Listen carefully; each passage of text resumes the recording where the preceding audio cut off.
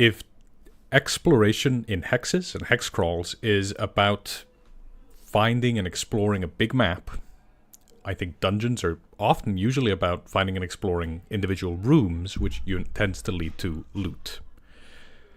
But the thing is, loot doesn't have to be gold or a consumable magic item or a great sword or any of those things. It could be information.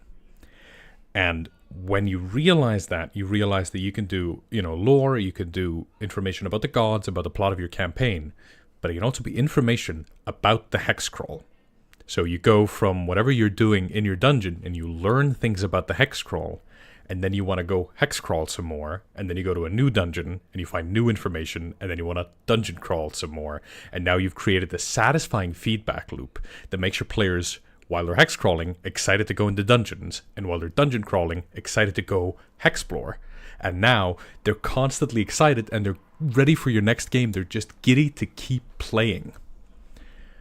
Welcome to Mystic Arts. My name is Daði. I'm a professional writer and director, and I've been DMing for over 10 years. And if you're watching the VOD right now, there'll be a link somewhere that tells you when the actual stream starts. But for a little bit, we're just going to go have a talk with chat and talk a little bit about everything that's been going on recently. Hi everybody. It's been a hot minute. It's been a little bit since we last streamed because I have been working very hard on a video game, and I've done a little stream about it, and I've done a video about it. And if you're following us over on the Myrkur Games YouTube channel, you would have seen our gameplay trailer right now, and there's a release date out. The game is going to be out on August 12th, at which point I should be more available than I am currently, because right now we're just putting one video a week and live streaming when we can, but I am trying desperately to find time in order to make extra videos on the weekend or something so we can have a little bit more content for you folks. Because I love making these videos, and it kind of makes me a little bit sad that we're only able to find time for doing one a week. Sorry, Hugh Burnell. I didn't ask if I was live, and I didn't make any audio mistakes, I don't think, so I'm very excited. I'm going to go through in a bit. I'm going to go open up the hex map that I have, and I'm going to try and figure out a dungeon because we're going to go prep a session. This is, I'm going to tell you a little bit about my home game right now. This is the 85th session of our campaign, but about 40 of those were individual solo sessions. We did one-on-one with players, and they've been doing Hexploration, and they've been doing dungeon crawling, and they've been doing all of those things. And now we're going to figure out where they're going next. And I kind of got caught unawares. Last session, I thought they were going to go to Utopia, which is the sort of central base of one of the major factions in the HEXCRAWL. But they had a little talk amongst themselves, and they decided that they were actually going to go to a dungeon I'd been teasing called the Siege Tunnels up in the mountains. And all of a sudden they went, let's go to the Siege Tunnels. And I said, oh my god, I haven't prepared that at all. So that's what we're going to be doing tonight. Thank you so much, Backyard Car Builds. Do you actually do backyard car builds on your channel? That sounds awesome. Thanks so much. We really appreciate the support. Did I see the most recent eruption in Grindavik? Yeah, there was a huge eruption in Iceland, in Grindavik, which is not far from where I live in Reykjavik. And it is so massive that the air in Reykjavik is polluted right now. The official health warning says I should keep my windows closed because there is literal brimstone in the air and I shouldn't breathe it in. So, it's a little bit apocalyptic here at the moment.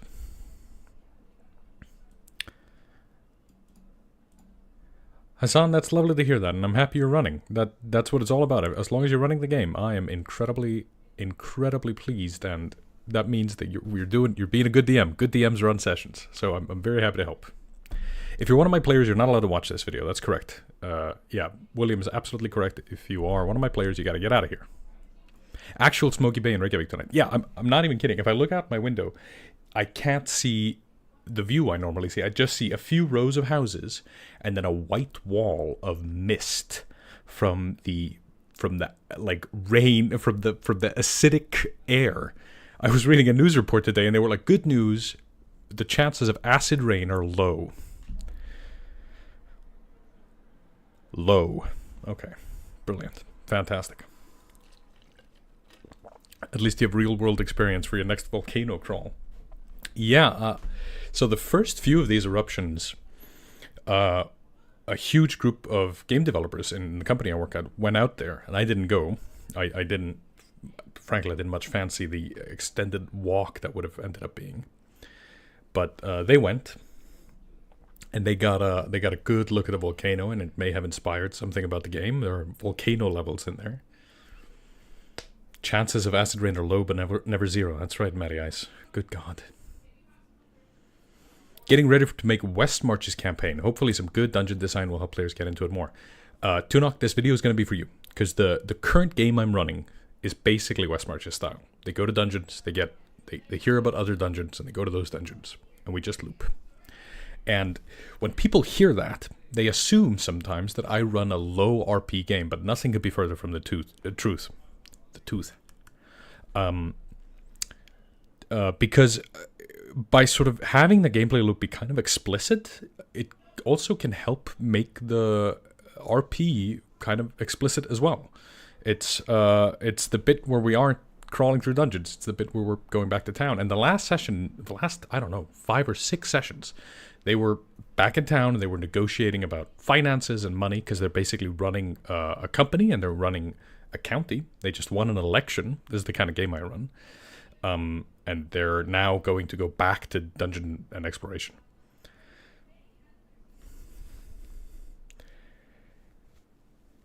Is this your favorite 3 Mile hexes? I prefer 3 Mile hexes, if that is the question. Do we have a stable of characters? Yeah, so when I say I'm running West Marches, I don't mean I'm running for a large group of players and they sort of organize themselves. I have done that. We did that, I think, for like a total of 80 or 90 sessions of full-on West Marches, and it was a lot of fun. But in the end, it sort of eventually kind of fell apart. It was up to just a handful of people to run it, and those people all got really burnt out, and I was one of them. But this game that we're running now is way more... burping. This game that we're running now just has a cast of 7 characters. I can actually show you. I have I mentioned them in a video at some point, and a artist called Daredevil or Devon asked if I could, or if they could do art of them, and I said, yes, you can, thank you. And this is what they sent me. I'm gonna click. No, hang on. There we go. This is the character. Sorry, I'm blocking the smallest character. This is the character roster that we have. This is Daredevil's art. They're amazing. I should be putting up their should be putting up their deviant art.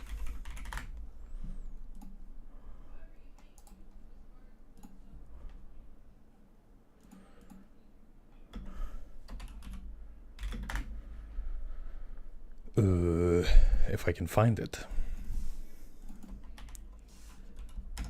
No, I'm not so sure.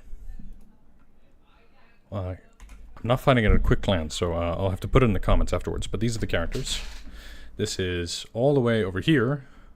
That's Church, Barton, Alton, Maeve, Seraph, Emily, and Cece. She's the smallest, so whenever the bear owl is going to attack the party, it's going to attack her first. Yeah, this is the Warforged is massive. He's like 8 feet tall or something. He's huge. Whenever he walks at the doors, the player does this, just to indicate that this is the crossbeam of the door. Oh, thanks, Artoku. Tack fyrir. Tack alla. So this is the party. This is the party that's going to go through this dungeon. If I now go... Hang on, do I now go back to this? It's lagging a little bit, so you're occasionally getting to see AB's messy desk behind me, but pretend like you can't.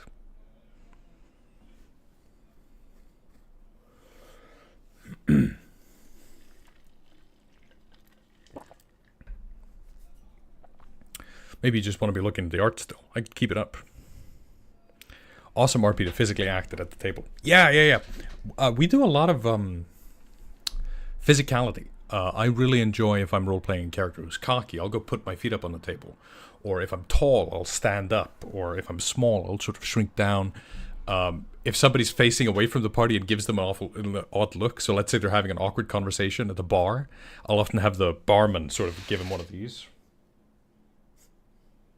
You know what I mean? Just putting a little bit of physical comedy in there, just to sort of make it all seem alive. And stuff like this is great. It got to a point with one character, we were able to do an impression of them because of the way they sort of did this with their hands, and now whenever that character comes up, we could always just...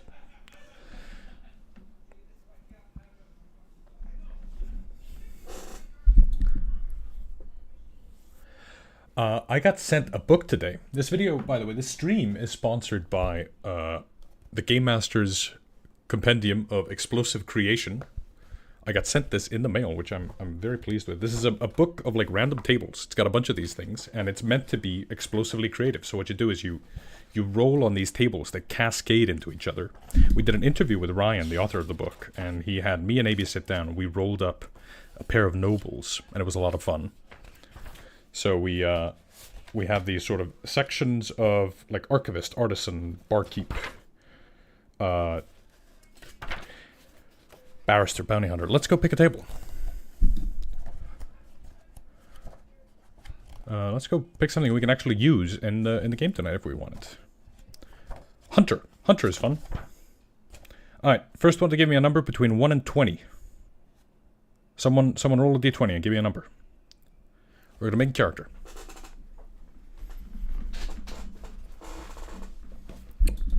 This is how we start.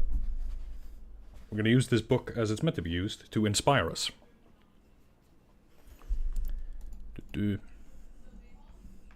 21. Nick. 18. Jeff Davis says 18. Next number is going to be a d12. But let's start with an 18. An 18 is a tame and harness drive. Sorry, this is the hunter's drives, dreams, and aspirations. Tame and harness their inner animal. Oh, so they're kind of wild. 8. Somebody else has to roll a d8. But for now, for 12, a catalyst or call to adventure. 8. People disappear and strange tracks remain. Okay, this is like a hero. We're going to go save people. As a dice stream. Matty says 7. Somebody has to roll a d4 afterwards. 7. From hunter to hunted and beyond. Potential growth in character arcs. From hunter to hunted and beyond. I think... Now, there's a thing that's been happening in the story. With Maeve's character, AB. Hang on, let's get the character. Nerd. Oh no, I'm blocking everything. Sorry, we're just going to have to... That's Maeve. That's AB's character. And she's had violent encounters with Wendigos. So, maybe this hunter's also had a violent encounter with Wendigo. D4, 3. Friendly factions, trailblazers, perform controlled burns, believing fire is an essential part of nature. I don't think I'm going to use that. I don't think that fits. I could just pick something else. Guild. Actually, these are friendly factions. I think I'm just going to skip it. I know he's a member of the Hill Folk. We'll get to that later. Assets and allies. I need a d6. Yeah, so this hunter is currently hunting drow. There are drow in the dungeon. Spoilers. But he is being hunted by a Wendigo, and he is afraid of it. And he can then bond with AB's character Maeve on that. D6.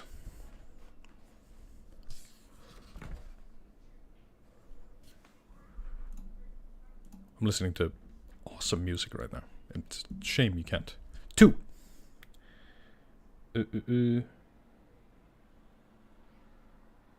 Tracker's Tome. It's an item. A book that aids in identifying beasts and their footprints. I don't know if I like that either. I might go pick something else. What else has got on here? Gloves of the Mark. Attunement grants +1 with ranged attacks and greater chance to critically hit. That sounds fun. That could be something he's got. These special gloves. That sounds cool.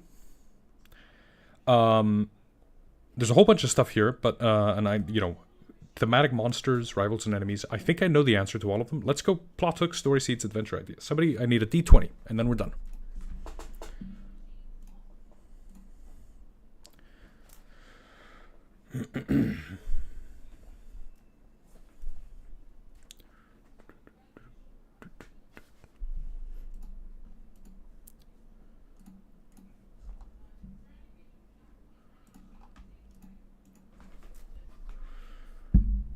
What's the music I'm listening to? This is Moonbound by Anzo. 13. Rumors swirl about the location of an ancient horn of the hunt, and what happens if it is sounded again. The one below says a missing group of trackers has just been discovered without their skin. Let's do that one. Skinwalker. I'm playing a lot with cryptids in my new game. So, this is fun. I didn't know this hunter was going to be involved with the cryptids, but now I'm excited about that. If you like the idea of a book full of stuff like this, tables and things you can use, you can go and find the Game Master's Compendium of Explosive Creation on DriveThruRPG. I just put an affiliate link in the chat. Thanks so much to Ryan at Vertigree Table for sponsoring this stream. And we'll go put this hunter in the session. I know exactly where he's going to go. This worked right as intended. I'm gonna have a little caffeine sip. This one's supposed to clink less. We're getting better at this all the time, aren't we? Here's a map. This is the HEXCRAWL map of the entire forest. So far, they've only really explored the bits here up north.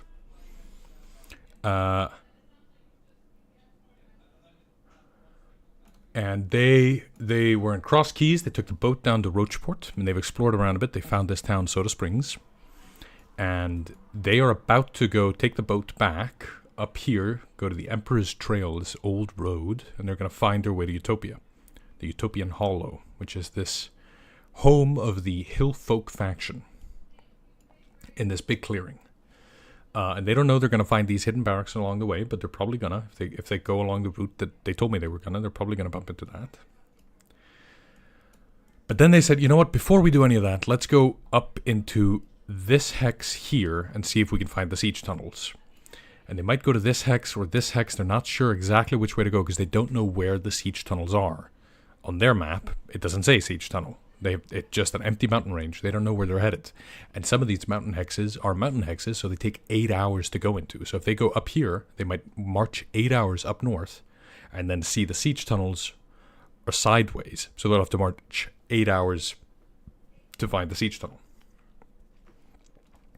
But what I know, because I prepared this map and I know all kinds of things, is that the siege tunnel is here and it is a way through these mountains into this little beach thing here. God, I'm so burpy. I apologize. And on this beach, there is, up in the mountains here, or up in the roots of the mountains, there is something called Keep Kanafi, which is the base of the drow. So these tunnels have been taken by the drow, and they're planning on attacking the town of Roachport. I don't think they're far along in that plan. I think they're still sort of in the early stages of it. The players aren't coming in the nick of time or anything like that. This would have been a plan I'd spring on them like in summer or something in the current year they're playing in. We're tracking time fairly intricately, so that's probably when that would happen. But in here, I think they're going to find members of the Utopian Hollow. So far, the hill folk have all been bad guys. They've fought bad guy after bad guy after bad guy group within the hill folk, anarchist hill folk that live in Utopia. So they're going to go to Utopia and they're probably going to go fight them. But I want to introduce some moral complexity, right? If you remember our video on fractals, I want to introduce a character that creates moral depth within this faction. And that character is going to be our hunter from the book, Explosive Creation. So they're going to go up into these tunnels. They're going to find that faction. They're going to find this hunter. I don't know his name yet. We'll have to figure that out. And they're going to find the drow. And what we haven't done so far is a regular dungeon crawl. So far, they've gone to these different spots, and we've done 5-room dungeons. We did a windmill twice. Both of them were 5-room dungeons. We did a tower. That's a 5-room dungeon. We did a couple of sort of one-encounter locations. They did the Duergar Outpost, which was a 5-room dungeon.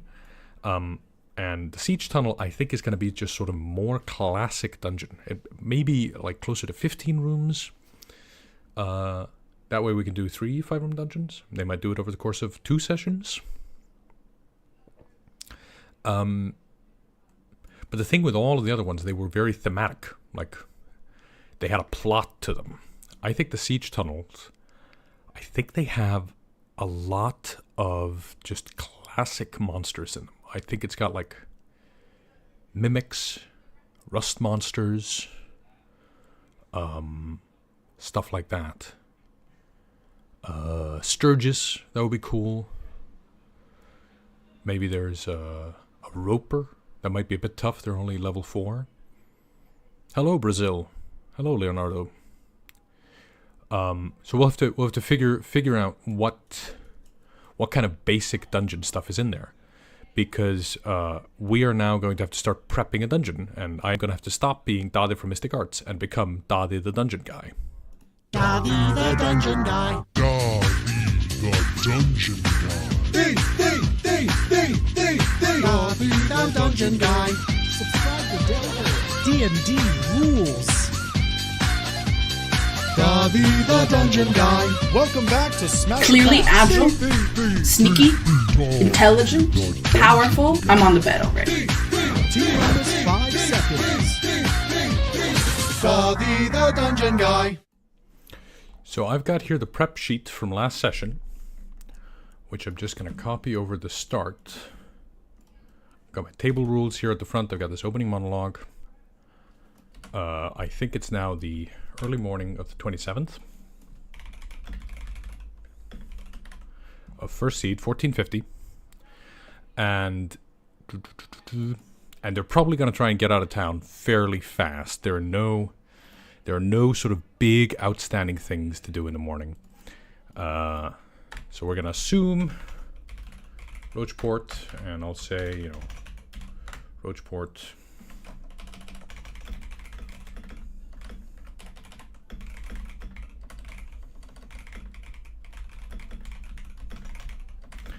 There may be outstanding.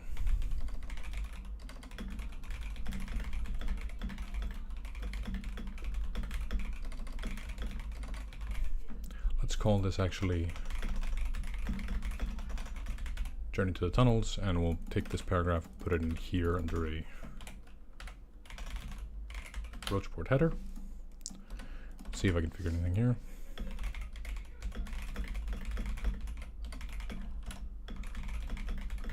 Now the players might decide they actually want to spend way longer on this than I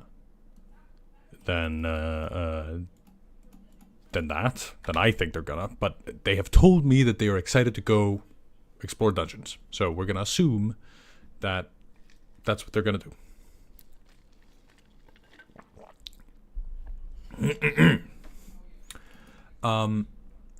Now, on the way up here, they might spend a couple of days. If they go here and here, it's a 10-hour day. If they go up here, it's an 8-hour day, but then they might have to spend another 8-hour day here. So what we're going to do is we're going to have to figure out what exploration might be like. So I've done a bunch of work on this already, so I don't have to spend a lot of time on it. Make sure the light's good here.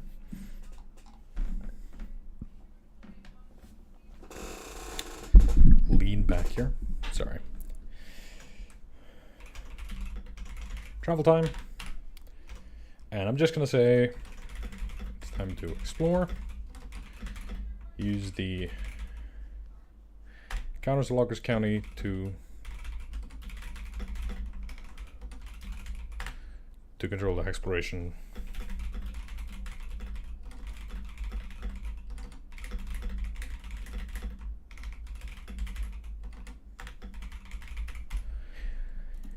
This is the lovely thing about prepping in Obsidian, is that I can just sort of tag the articles that I know I need. You know, encounters of Loggers County. I've got this big encounter sheet. I'll roll on it. And roll for weather.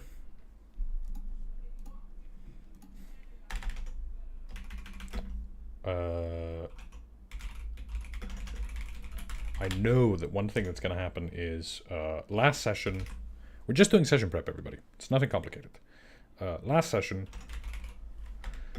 Seraph Clay won the election for county commissioner.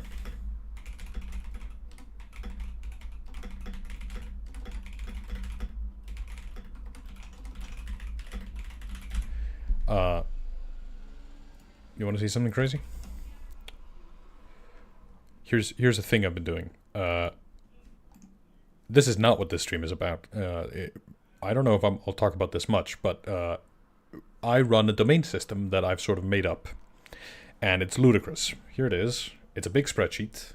This is the town of Rocheport. This is all the factors that go into figuring out its finances. This is the town of Cross Keys and all the factors to figure it out, and then Soda Springs. These things are all tallied up and added into this stores, into individual cost lines, which are then tallied up, compiled against the settlement's development, economy, productivity. It's also affected by costs per capita, population, average median income, global economy, and local economies to deliver us a weekly surplus or deficit. And this stuff, this is a D&D. This is an autistic man's obsession.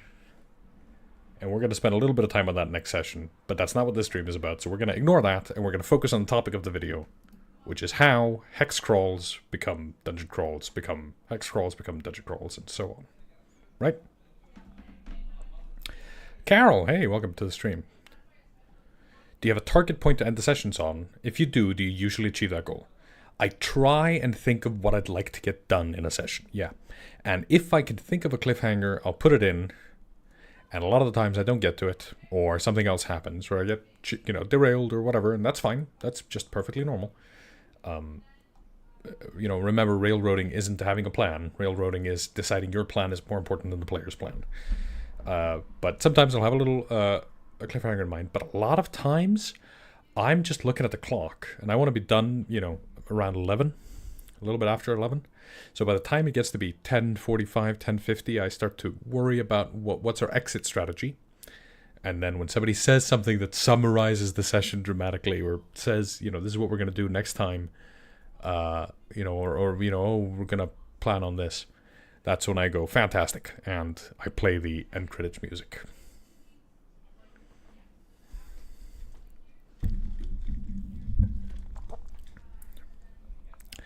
Sleeper hit. Do you ever think about using fantasy stat blocks or TTRPG CLI so you can dump everything into Obsidian? Yes. So this is really cool. On the Discord right now, a user called Nax the Raven started compiling the new 5e 5.2 SRD into Obsidian, and I've been playing around with making stat blocks in it. So this is a Hobgoblin Warlord, Hobgoblin Warrior. And I'm going to redesign these stat blocks and make a video out of it because I got some developed opinions about the Hobgoblin. And we'll probably spend some time on introducing you folks to new Hobgoblin stat blocks. But this is my first introduction to it. I haven't really spent a lot of time on this stuff. Smarter people than I have done a lot of work on this. Hey, it's Quistit. It's one of my players. He's allowed to be here. He's not in this campaign. Hi, Quistit.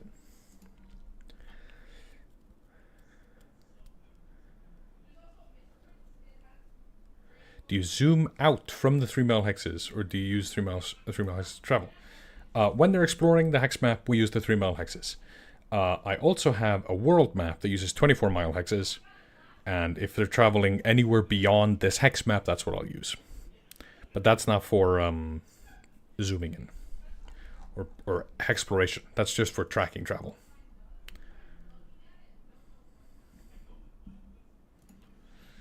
Anyway.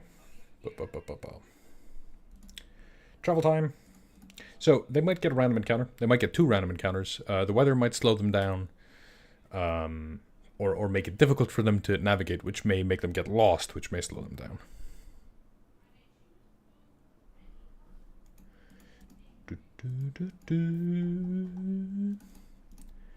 And then we kind of just have to go prepare a dungeon. So I got a new keyboard. Hopefully you can hear it less. We'll see.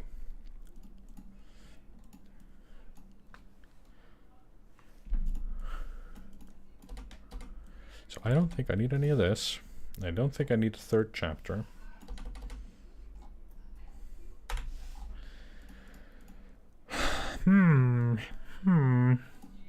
Let's have a look at siege tunnels, dungeons in Loggers County. So what I did very early on in our Hexcrawl, in prepping this, is I put a bunch of icons on the map. And then I named all the icons something. And then I wrote a short paragraph about every icon. This is why Hexcrawls can be a lot of work, because you have to do a lot of work beforehand. Now, you don't have to do all of it beforehand. You can do it as you play. You can start playing and continue to develop things. But I had a free weekend and a massive case of neurodivergency. So this is what I made. And I can just scroll through here and go Siege Tunnel. An ancient siege tunnel once used by the forces of Empress Rathia in the days of the Nathaniel Empire. It is now used by House Kanafi to prepare to stage attacks on Roachport when the time comes. Deeper within, the anarchist hillfolk are trying to collapse the tunnel, unwittingly uncovering a hidden treasure from the Underwar. Okay, now we have a little pitch. We have a thing we can work on.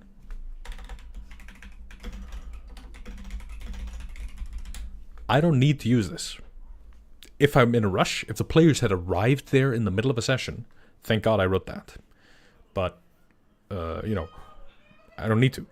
And here's the other thing. If the players are just running around and they start asking questions, thank God I wrote that, because I can just read this and drop hints. But now I can do a little bit more with it. So first off, I just want to write down my mission statement here.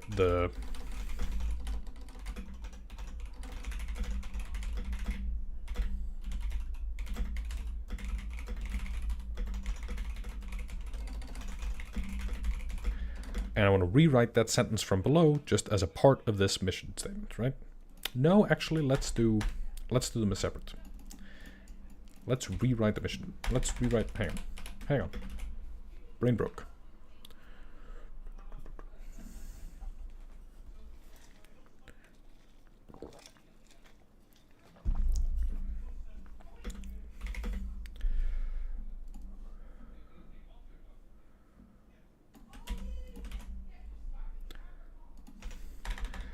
And instead of saying it's now used, we're gonna put a little bit more rigor into our sentences.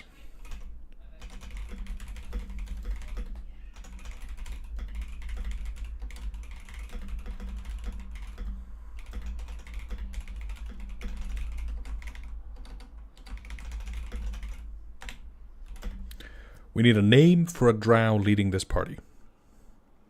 If anybody wants to name a drow.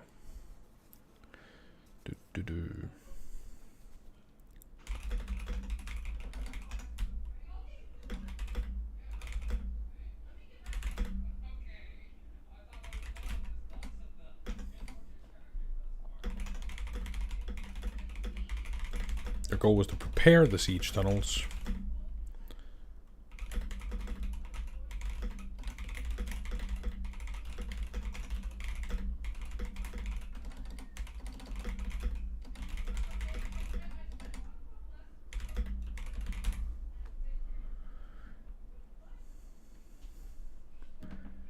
A tryst. That's too close to tryst. Steve. Drew. You are not serious people. You are comedians. Tisk tisk. Am I underexposed? Do I need more light on my face? This is what you've distracted me, people. That's it. Now it's all about the light on my face. Here we go. Control. Here you go. Now I'm brighter. Look at that. Movie magic. Lavandril. I'm Lavandril. Yeah, sure. That works. Is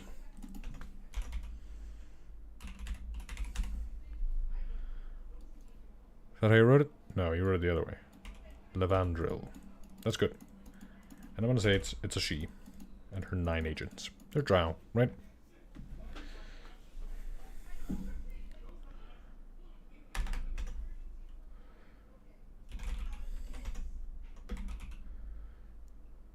I don't think it was 4 months ago. I think it was very recent, actually. 4 days ago. That's different.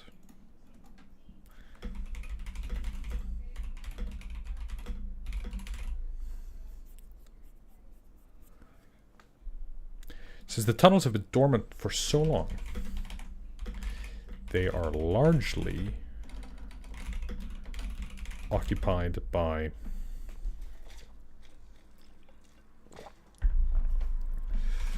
scavengers, by dungeon denizen scavengers. Mimic, somebody said carrion crawler, that's cool.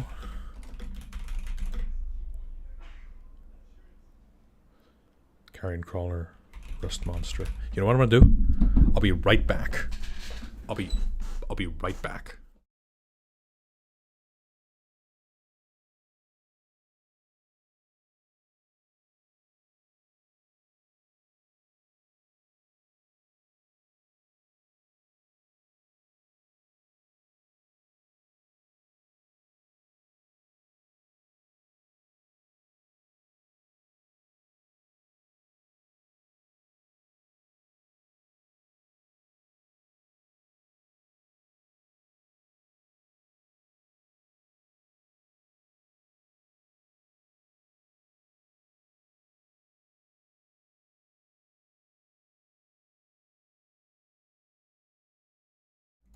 All right.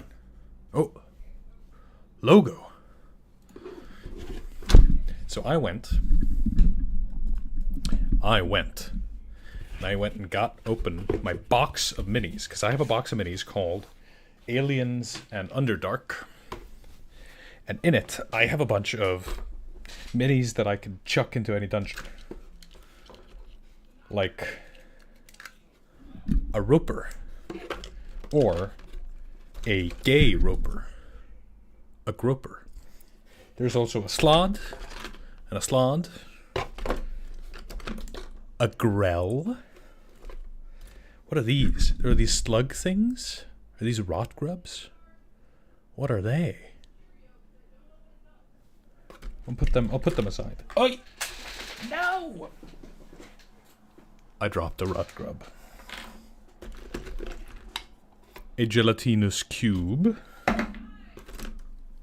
Black pudding. This is how I really prep.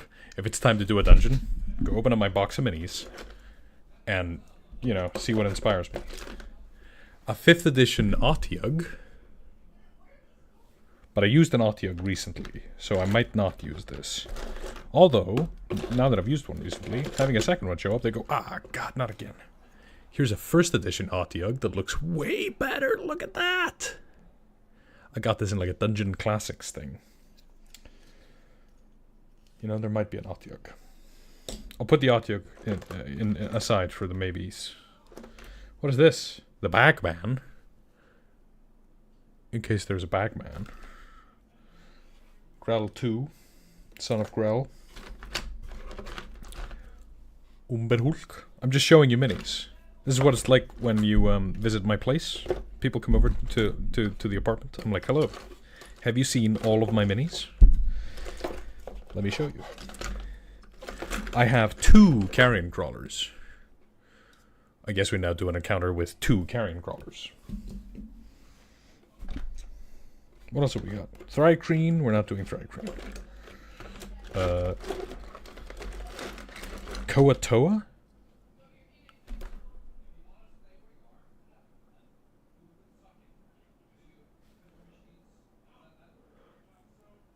I don't think so.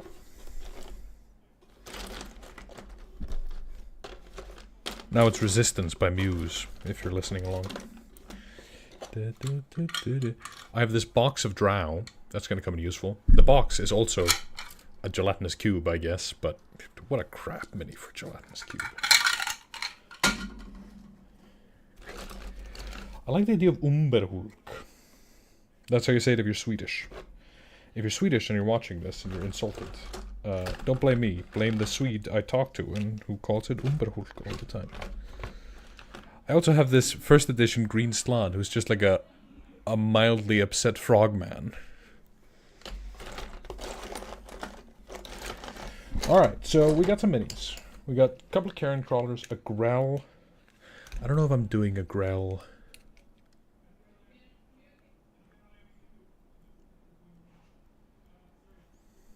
I don't think I'm doing a growl. Am I doing a growl? Hang on, let me go look at the stat blocks for a growl. What does a growl do? See, I just think of growl as like mind flayery things. And I worry that might distract. I worry they might go, is this a mind flayer thing?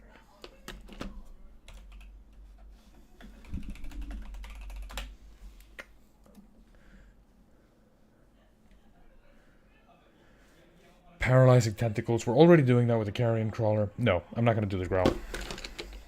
But we are doing the carrion crawler. Here's another rock grub, but this one's smaller. Oh, it's a piercer.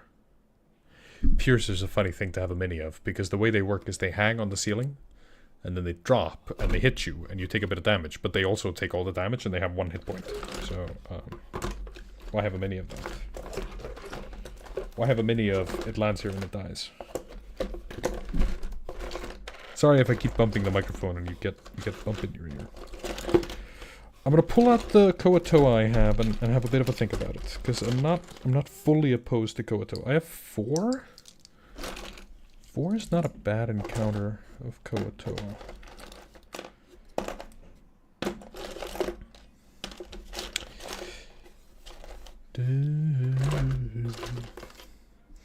I have this plasma boy.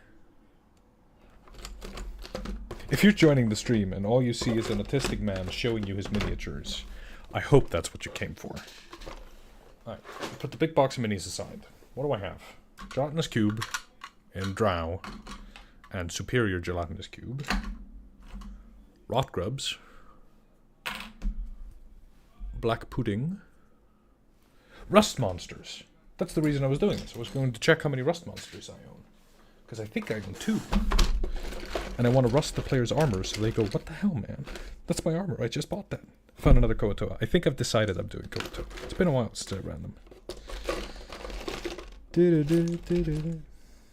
Oh, it's, oh god. It's like a spidery thing. Oh, look at that.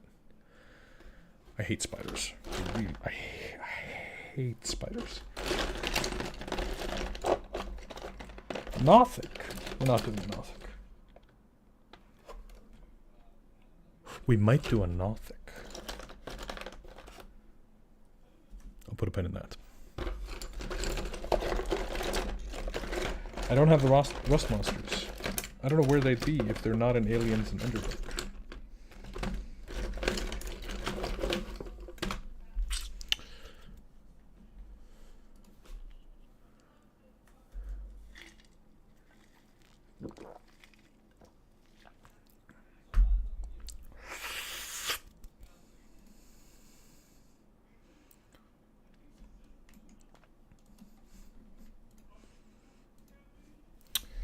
So a fun way to prep a dungeon, for me at least, is I get out my box of minis. Just a box full of minis. This is my Aliens and Underdark box. It's sort of phasing in and out of existence, don't mind that. And it's a box, like... Yay. I nearly dropped my groper. Ah! Rust monster. Here we go. 1. I was hiding under the groper.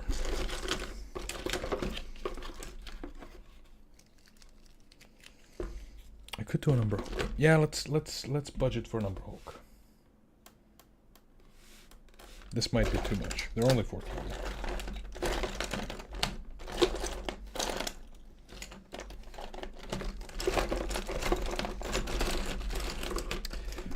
Do I just have the 1 rust monster, really? And I can make do. I can go grab other minis, obviously. I don't need to, you know.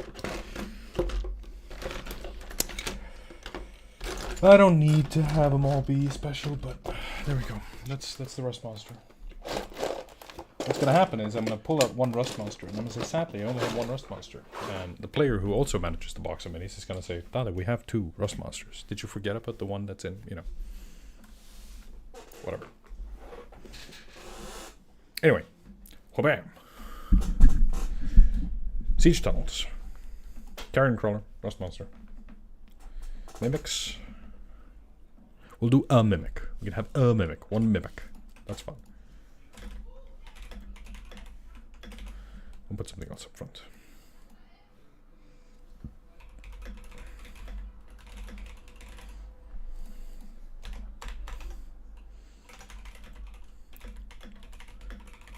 Small tribe of Koatoa.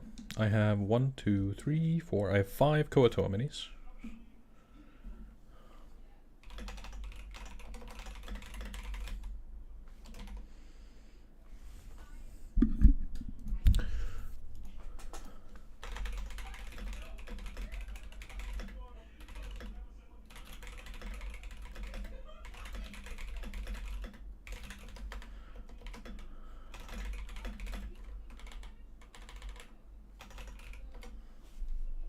Trevor Koatoa.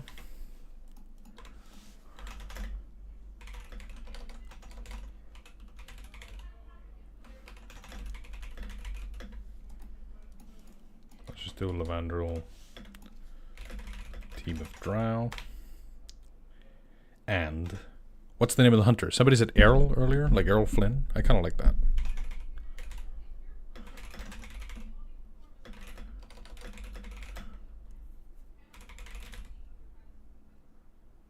What are his friends?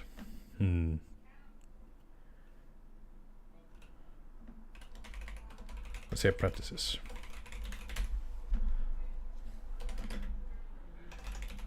Nick and James, since they're in chat with us. There you go, Nick and James. You're in chat. Bearcat asks if I've heard of the Amulet of Cube Riding. I have not.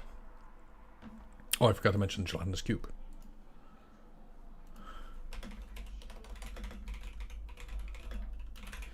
Now, I did run a Gelatinous Cube and a Mimic last night with AB in Octavia.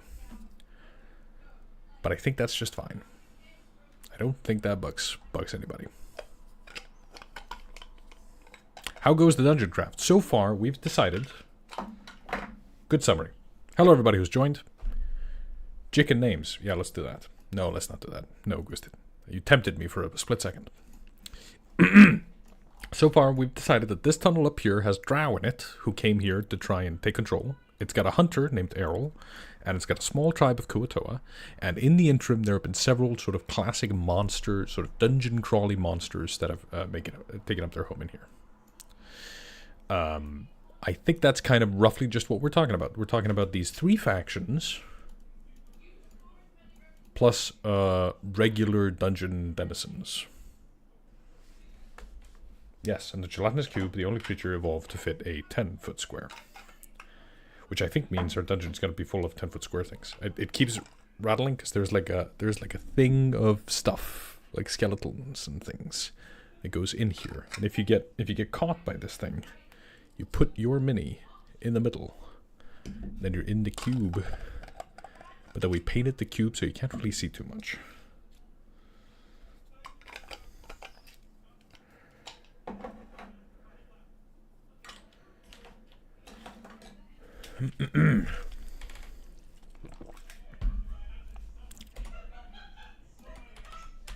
So now we can delete this. And I don't think we can get much further until we start scribbling down a map. So let's open up, hang on. That's my channel analytics. The dungeon scroll. Start scrolling.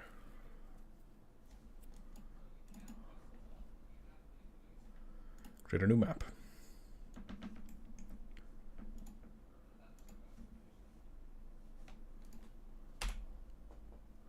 Accidentally, immediately did it wrong. But there we go. Okay. Division, no division. Hell yeah. Let's do a little dungeon.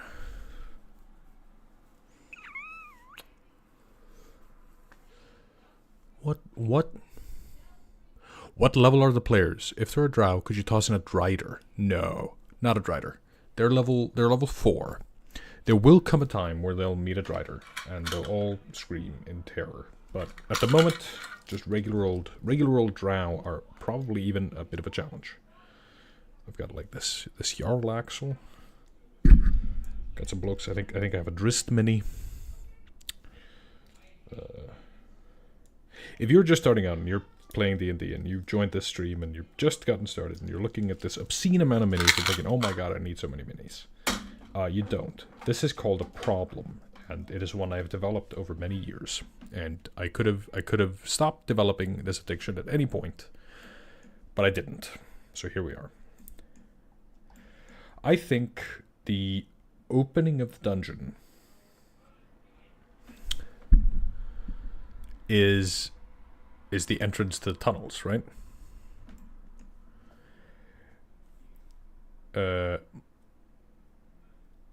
-1 is the plan to have the entire dungeon be sort of level appropriate. Yeah, it should be fairly lowish level. It's still close enough to the starting area that I'm okay with it just being kind of lowish level. In general, I think the dungeons are going to be fairly level appropriate. There will be stuff that is obviously locked to a certain tier. Like somewhere in here, there's an ancient red dragon. If they go there now, that's a problem. They won't do well. I think I like the idea of a bunch of 10-foot corridors just to sort of seed the fact that there will be a gelatinous cube.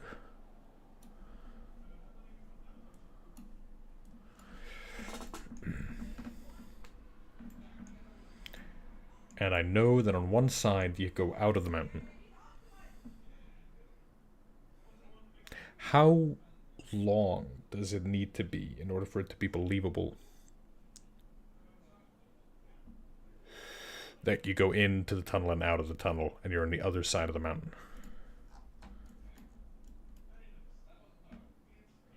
Like 100 feet seems like I'm cutting it fairly short. Like surely this is a mile of tunnel, right?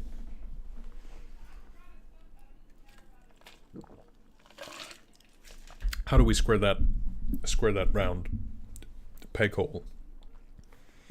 Because if they're going in, if they're going into the tunnel, it's got to be like a mile of tunnel, right? It's got to be. Could the entrance be hidden inside a cave? It could have been, but I have described them seeing the entrance. Depends on how high you go first. Yeah. If it's high enough that they could have just gone around. Hand wave the non-interesting parts of the dungeon as a long tunnel. That's probably the way to go, Furious Dan. That's probably the way to go. So the entrance to the dungeon is the bit where there's tunnel behind them and tunnel ahead of them. And then they see a thing. And that's the dungeon. The dungeon isn't the tunnel. Right? So we know that actually the tunnel is this wide-ass, long-ass, block of boring, uninteresting thing. But then as the characters are walking along, they see this opening into a carved out. Either we do it that way, or we'll call this option 1. Tunnel is boring, featureless. The whole dungeon is up here in these sections, right? Or we have the tunnel cut through. So we say the tunnel is this bit. Yeah, this is better, right? And then these sort of sections connect and don't connect, and right? That's how we should do it.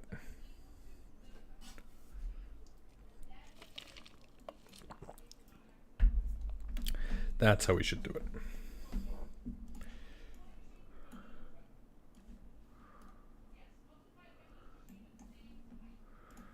Draw. Let's make it a little bit wider, just to distinguish the sort of. Actually, let's also do it.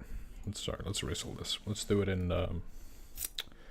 this this way, because that's how I'll be looking at it at my table.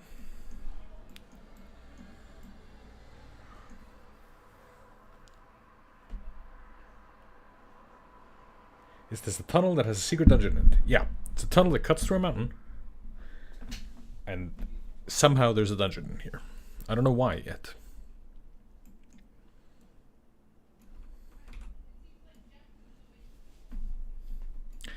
Do Umber Hulk dig in 10 by 10 foot squares? Maybe the Umber Hulk dug all this. Let's go get this back here. Ooh.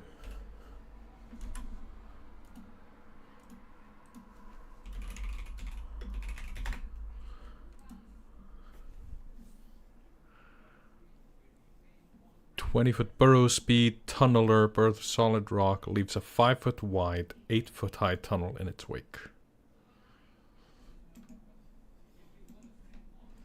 We could change that.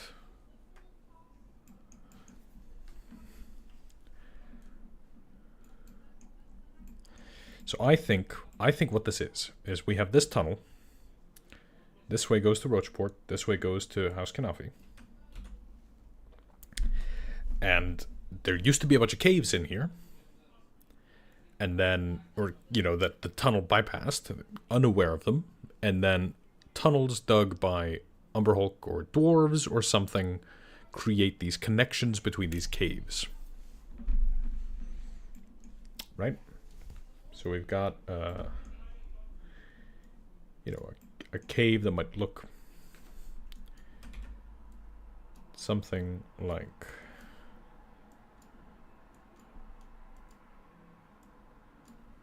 you know, I tend to draw everything in like squares so that it's obvious which parts you can walk on and stuff like that. I want my maps to be actively useful in that way.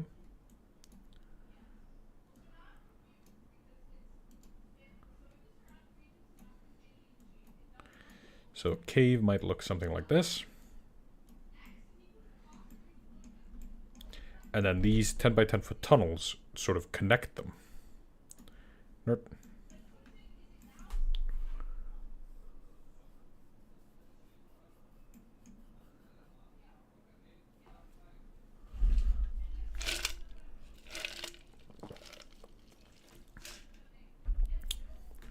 There's a lot of cool ideas in chat right now, like Dice Mice, that idea about the Shadowfell, that sounds awesome.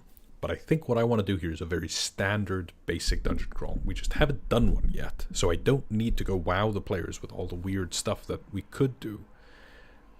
We can just run a very standard dungeon crawl, and I think we'll get a lot of mileage out of it. Catch Cat, this is free. This is called Dungeon Scrawl. You don't have to pay for it. There's a freemium version you could sign up for Pro. I don't have that. That's $5 a month and you get some stuff. You get to use maps commercially. Actually, I think I have an account on this in that case.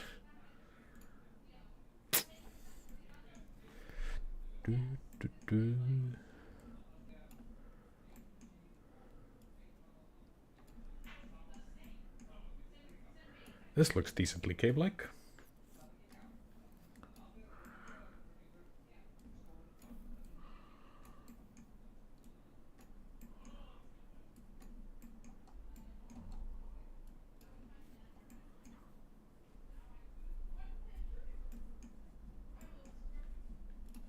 So this tunnel is a little long for my liking. I don't want it to be... I think it's anti-jack hazing at the moment. Oh, even just this.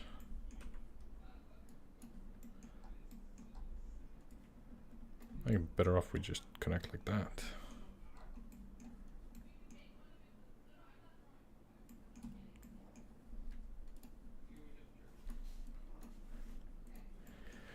And then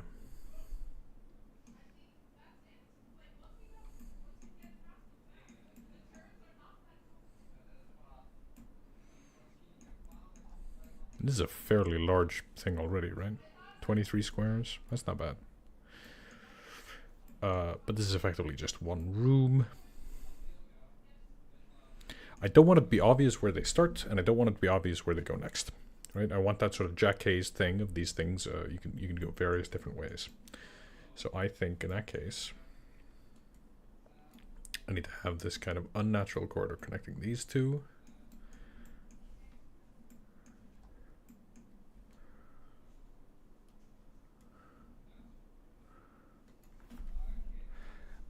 I know. I'll have a bit go under the tunnel and out the other side. You know what I mean?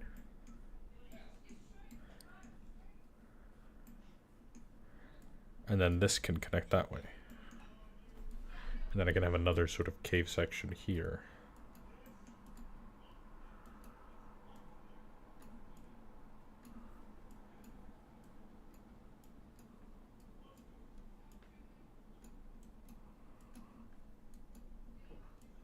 Can we get that? Thank you.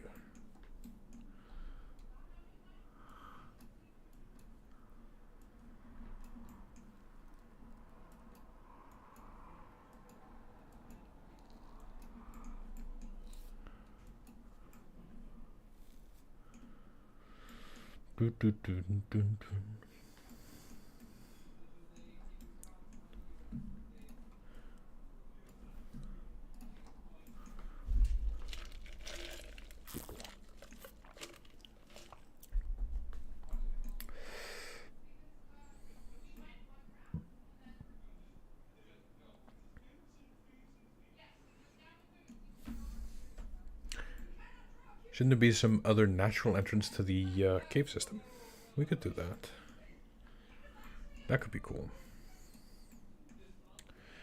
So if we're doing 2 factions, so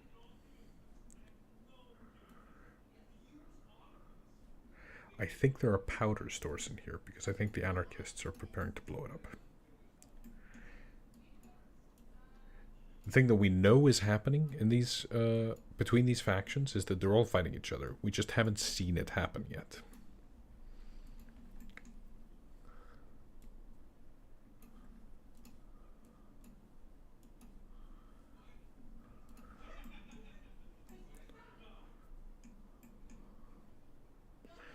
So I'm just sort of hyper-focusing, staring at this thing. I apologize, I'm not really engaging with chat.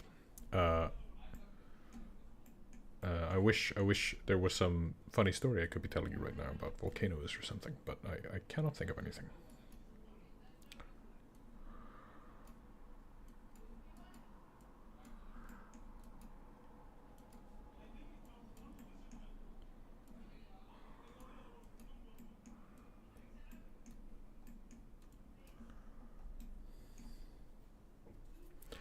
Very cavey, yes. Ardoku, are you talking about mass combat?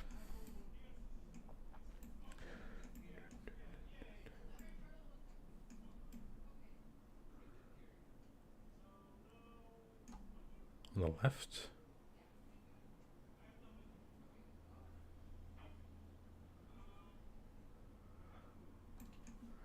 Actually, you know what? I don't know if this is what you meant, Dice Mice, but yeah, those on the left, they go below.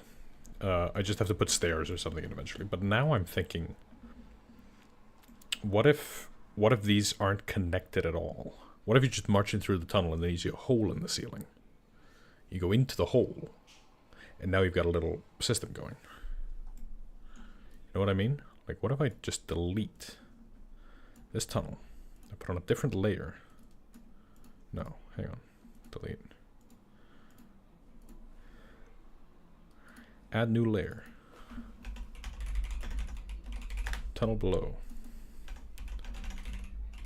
Caves above, right? And the tunnel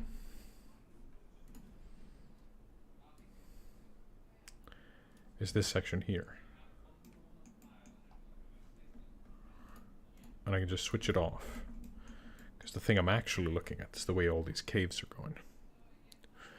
Yeah, like between armies. Okay, yeah. Yeah, I did a whole campaign full of those things. My sort of main game for several years, and this game I'm running right now will eventually, spoilers, will eventually feature armies fighting. And I got a lot of mileage out of the Kingdoms and Warfare system in that. I made up my own units, and I had a lot of fun with that. So yeah, I've done that stuff. Basically what you do is you have there be a mass combat with all the units fighting, and then you have a combat with the player characters fighting the lieutenants of the army or the generals of the army. And then you play one round of combat, one round of mass combat. bing, bing, bing, bing, bing. You just cycle between. It's a lot of fun. Is this a side view? No. It's on top. I'm just like level 1, hole in the ceiling, level above it, level 2. And then what I can do is I can have these also be kind of caves. Hang on, I think I drew on the other layer. I didn't mean to. Don't worry, one of these days I'll learn how to be a dungeon master. Caves above.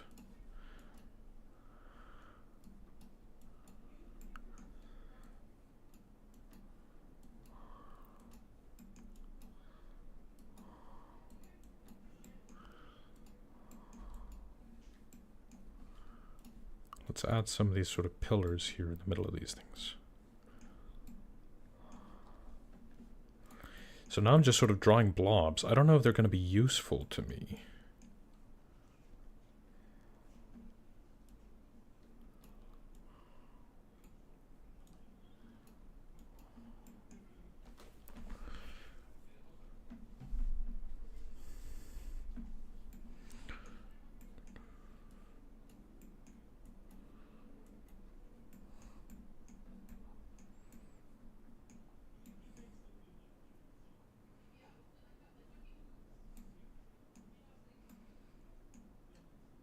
I think this has been an absolutely useless exercise.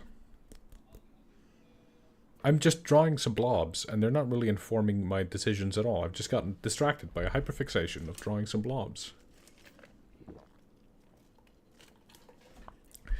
I don't know the height, I don't know the terrain. And also, it's still fairly linear.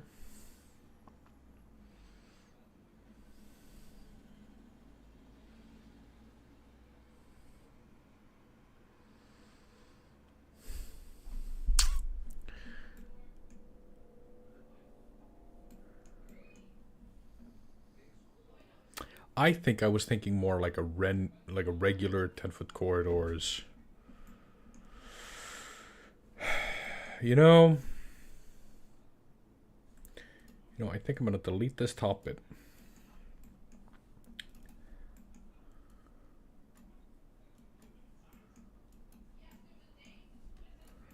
And this is just going to be where the Koato are. Right? That's how we're going to do it. Because I think if we want this to be interesting, we have to have levels. We have to have elevation. I think we can do that.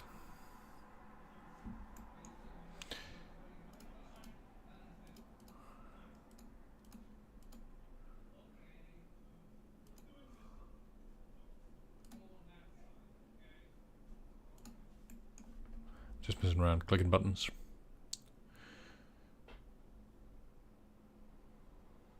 Make it unnaturally structured. Yeah, Rusted Knight, you're right. So I'm going to do a new layer, and I'm going to call them the barracks. And I'm going to just close this. And a lot of creating is throwing stuff out. You can't be too precious with that. So, let's do some barracks.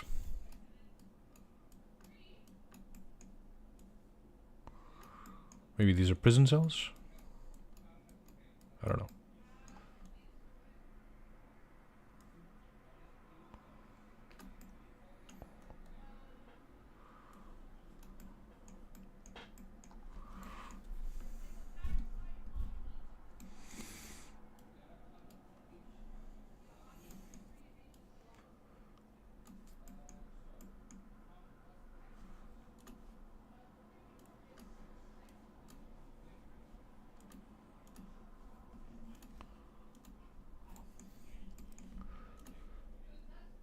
Actually, I want there to be...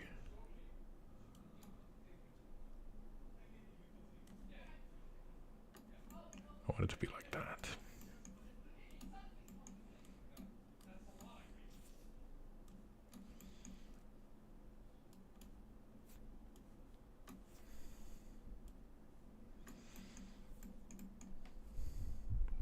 So we're doing Koato in the caves, right? We'll do Koato in these caves. We'll do barracks. That's the bit that the drow have taken over. And then we'll have to stick our hunter in either one of the two. Right?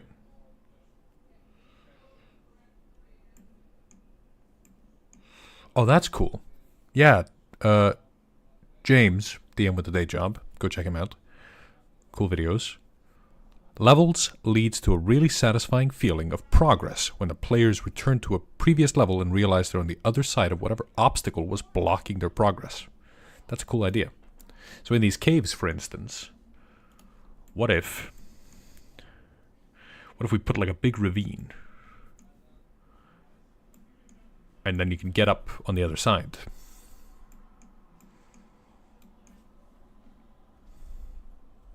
That'd be cool. So, we'll block this. Erase. Caves. Erase.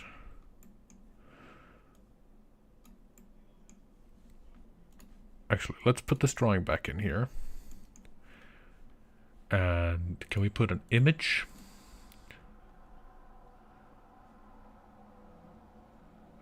We're going to put in a big ravine. Or rubble. Actually, rubble's easy.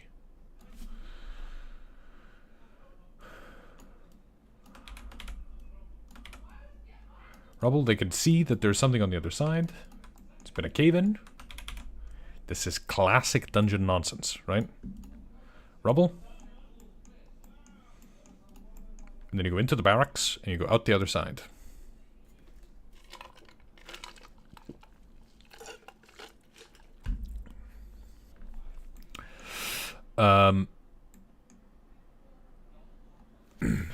Tunnels, barracks, caves. Caves, barracks.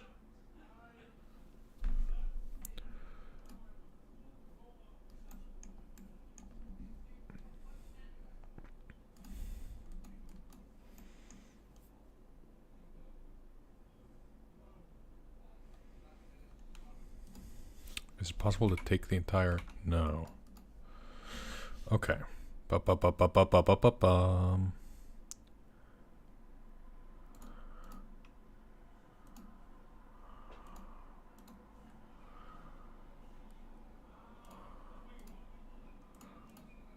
So let's just have a little more look at the barracks here. Thing is, we don't need to finish any of this. I just need to have something in my head when I start. That's all we're after. I don't actually need to know all the answers. I'm stuck on object tool. How do I go back to it? There we go. I just need to have an idea of what I like and what I don't like. Once we've got that, we are in the clear. Rectangle tool, no layer selected. Barracks, there we go. All right. So I think there's like a... Actually, I'm going to move the door. Door moving.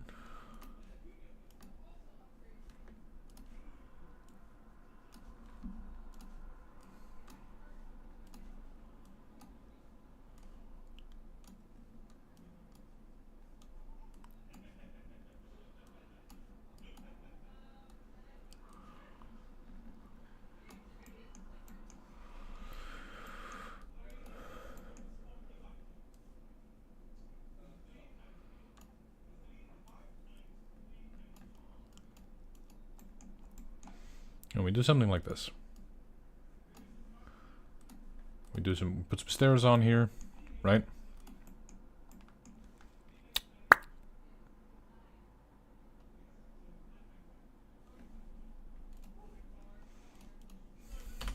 So.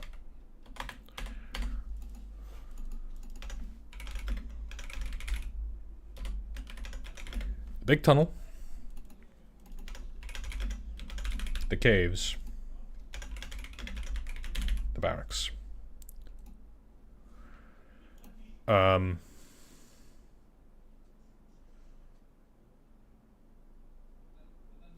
I think, so here's what I think.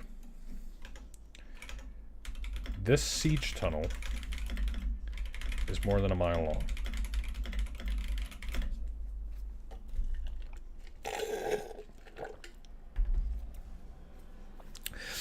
So I thought the dungeon was just going to be sort of in the middle of it, but now I'm thinking, isn't it more fun if a part of it is getting to the other side? What if the drow have already collapsed the back end of it?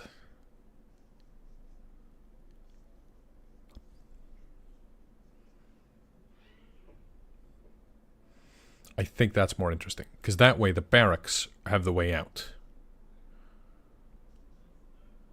Yeah.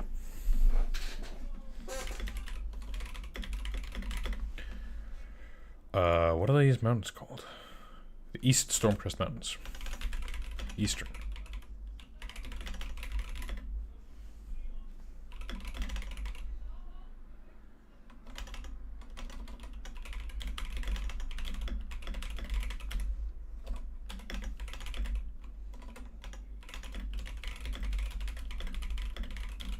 Players would have been marching for... How long does it take to walk a mile? What do we do? 3 miles in an hour? So 3 mile hex in an hour on the road. So yeah, well, this is basically a road. For more than 30 minutes. When they come upon a huge cave-in.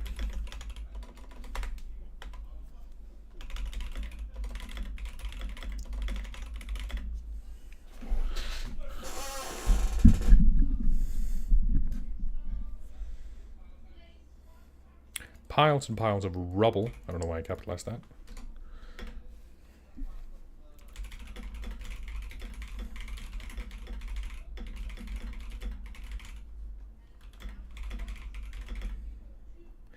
But there is hope.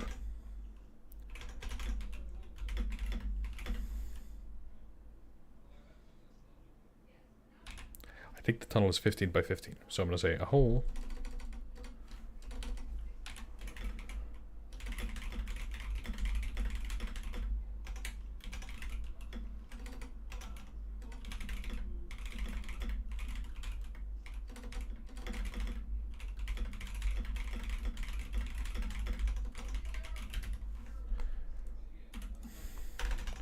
Something.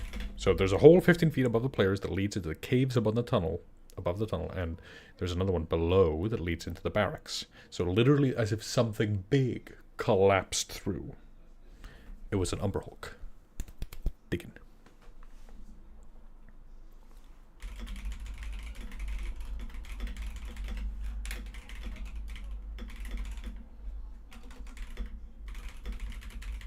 Oh, it's 8 feet wide in both dimensions.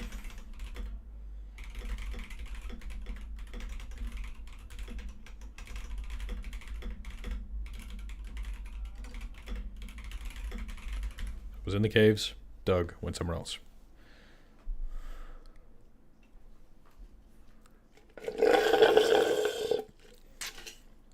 Nom, nom, nom.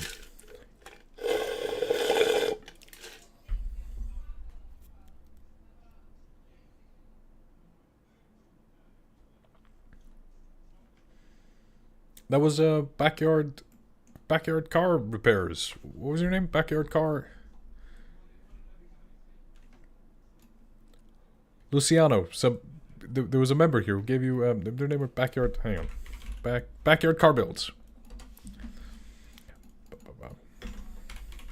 Absolute legend.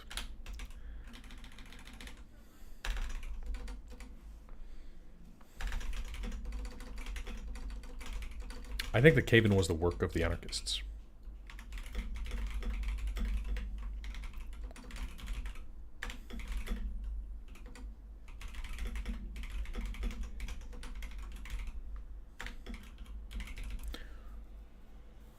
The calendar plugin is Calendarium.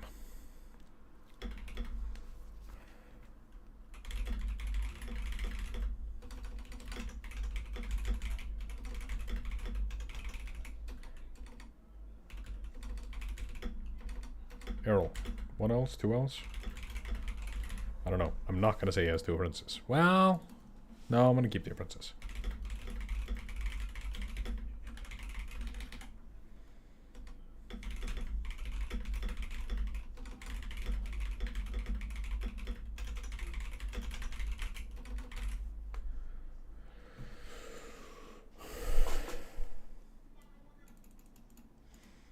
Bullet.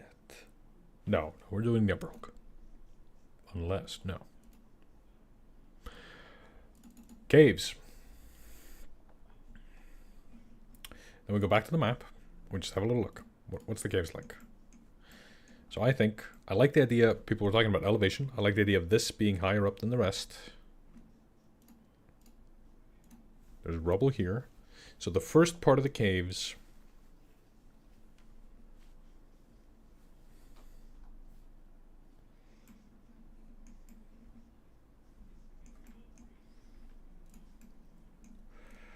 I'm going to widen these gaps to 10 feet so that the... Oops. I'm so bad at this. So that the gelatinous cube can get everywhere.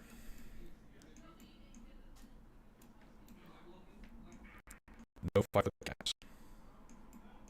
Except here, that's fine. Can be a little alcove if they want to hide from the cube.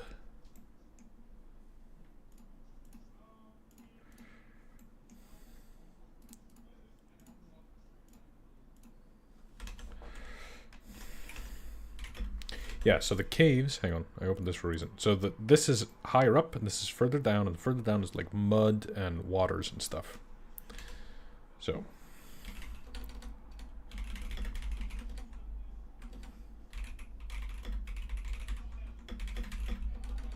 technically the tunnel's going south to north, and it's the eastern.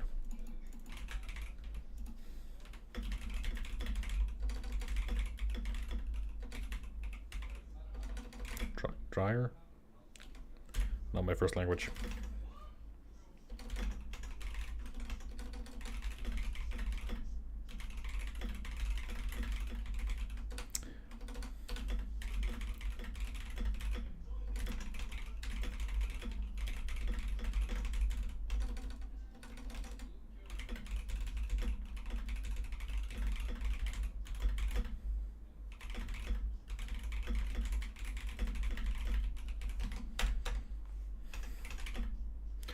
The western parts, the western portion of the caves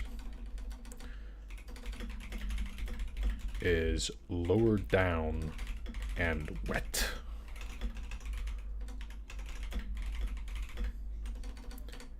Let's say Kuatoa got dragged here out of the Underdark. In my setting, the Underdark is a separate plane so that I can always sort of have the Underdark deposit monsters somewhere. I don't mind putting it in if it's a little bit contrived because it's content people get to play.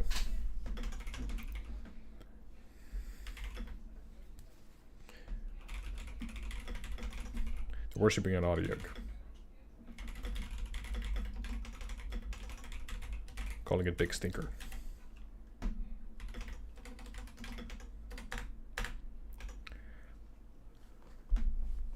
So for the Kuatoa, I'll be using these 5 minis I have. Kuatoa minis. They are, you know, we got this dumb one with a shield. Classic. This one's got like a man catcher and a whip. I have one with a net. These are painted and I think they're slightly newer.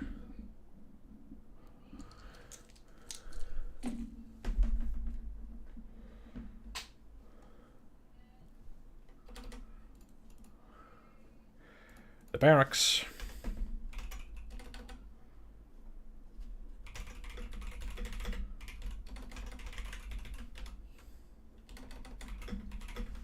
Were built by the Empress Rathia, the original creator of the tunnels, to hide her forces. But wouldn't it be bigger then? Maybe it's just for like an elite team. Unless I put in like a huge...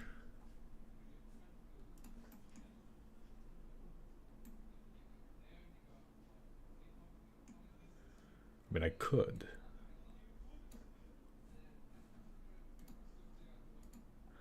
I keep drawing on the wrong layers, I swear to God.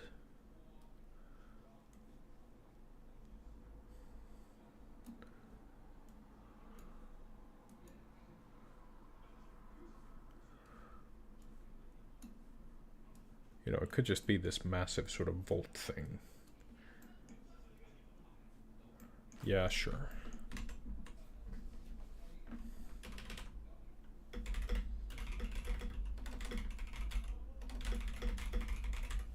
The drow have taken control of these barracks and are planning on bringing troops here. Oh, and in this, there's somewhere, there has to be a way. I think there's basically going to be like a cavern thing, like a little cave wall or whatever, where it sort of opens up a little bit and it passes the rubble on the other side. So we're going to do the rubble trick twice. We're going to do it with the cavern up top, but there's also the big rubble thing that's blocking in the main tunnel. So the rubble I'm talking about here, just to clarify, is a different set of rubble than the rubble that's in the caves. And the barracks circumnavigate that. Right? So here as you go.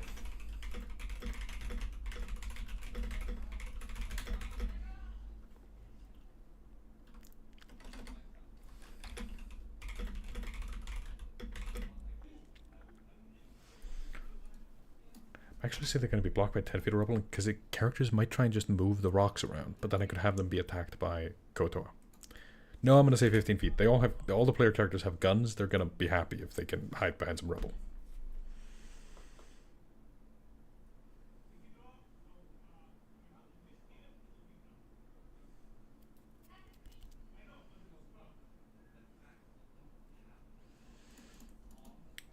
It's Dungeon Scrawl GM Gene.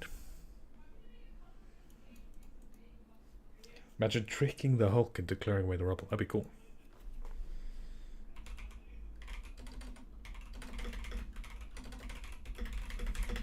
There are paths into the barracks.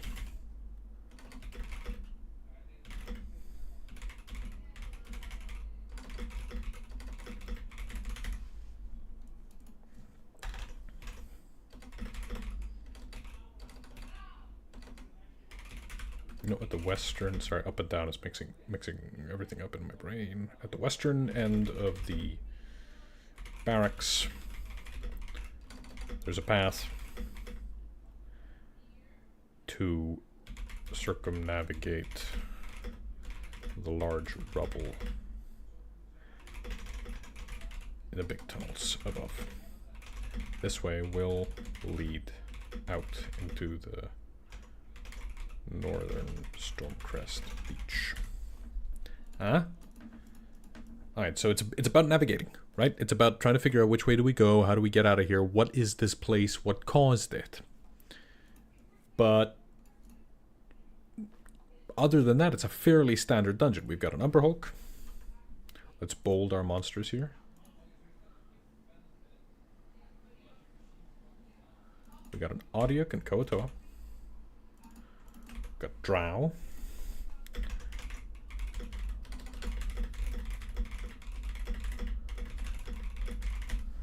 Errol and his men.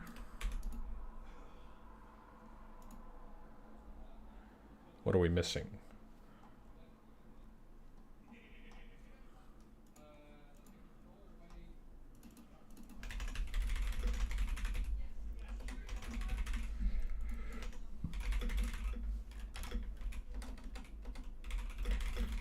For every 10 minutes the character spends, roll 1d6. 6. One of the following wandering monsters comes along. This is basically what dungeon turns are. Every 10 minutes, there's a monster. What's the monster? It could be an Umber Hulk, Rot Grubs,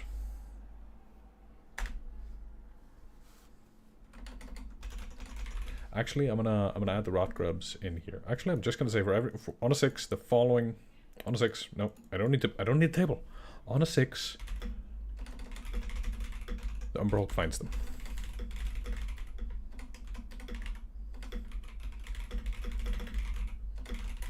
I can find a place for the rest.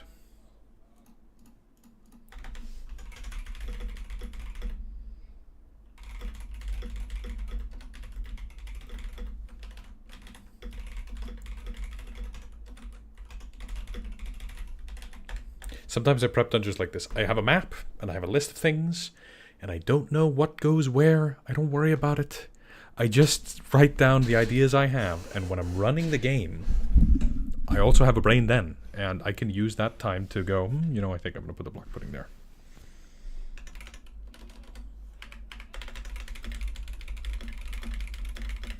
Following other rooms are here.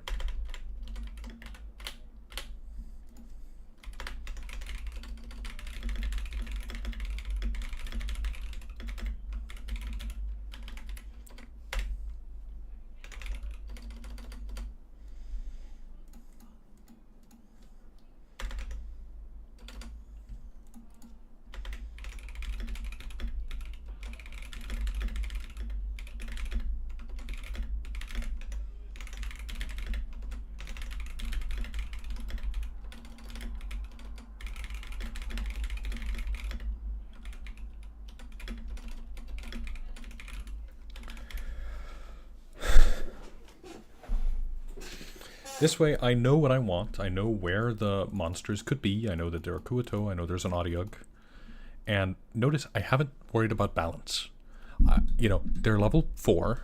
There's going to be 7 of them. They're going to bring some of their sidekicks. They might or might not have Errol along.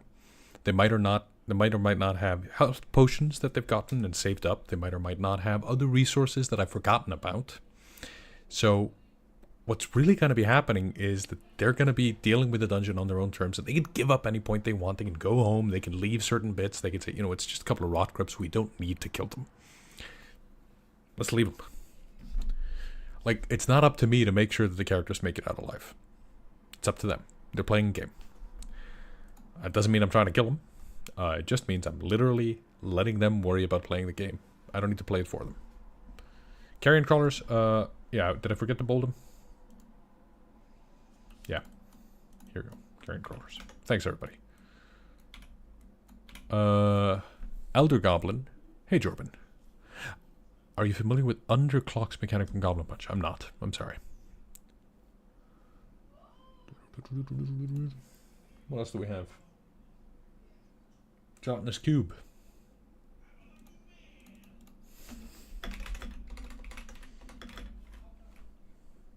Let's just add that on a 5. It's the gelatinous cube. If they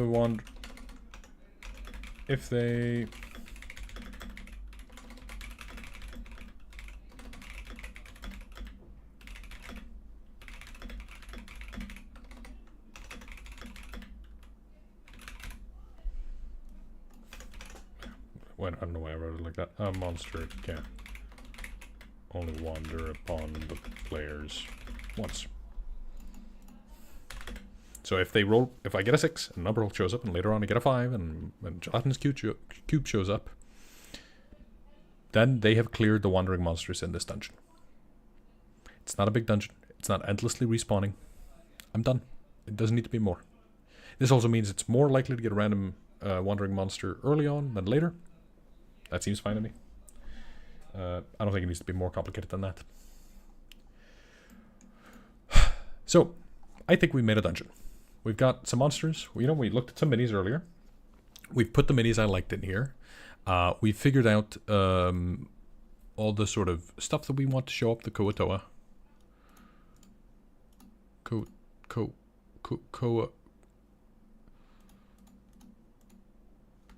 The Hillfolk, the Carrion Crawlers. We've got Errol in here, hiding in a room. I'm going to put that in as this. We got some classic monsters. But that isn't the end of the stream.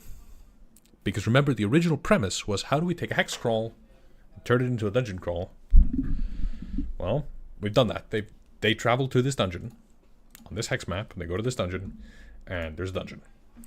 But now, our job is, how do we take this dungeon and turn it back into a HEXCRAWL? Well, there are a few things we can do. Loot.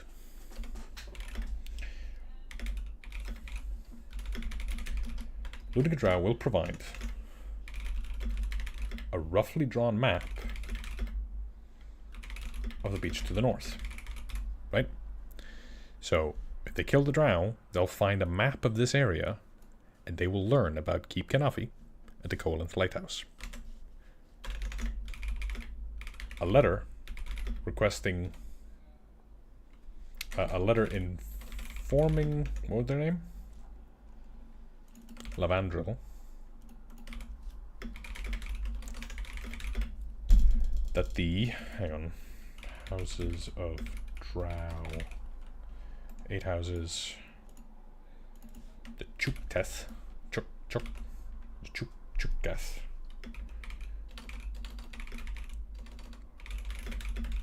Taking the skies.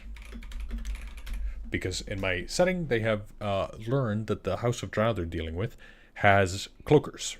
So I'm going to have a letter that says there are cloakers to the north.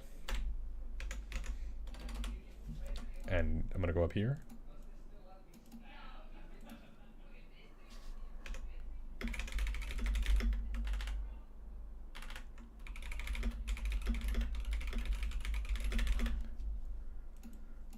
I'm going to make this slightly shorter.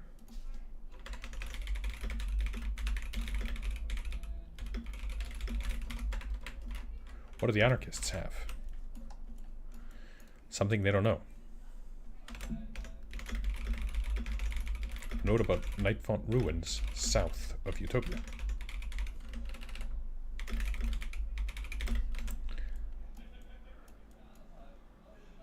One, two, three, four, 5.